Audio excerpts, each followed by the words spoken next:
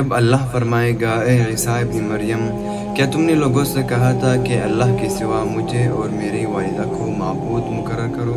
اور اس وقت کو بھی یاد رکھو جب اللہ فرمائے گا اے عیسیٰ ابن مریم، کیا تم نے لوگوں سے کہا تھا کہ اللہ کے سوا مجھے اور میری والدہ کو معبود مقرر کرو؟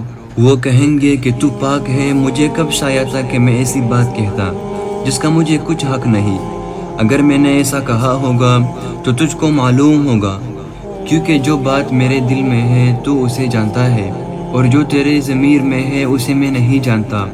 بے شک تو علام الغیوب ہے، میں نے ان سے کچھ نہیں کہا بجز اس کے جس کا تو نے مجھے حکم دیا، اور وہ یہ کہ تم اللہ کی عبادت کرو جو میرا اور تمہارا سب کا پروردگار ہے، اور جب تک میں ان میں رہا ان کی حالات کی خبر رکھتا رہا۔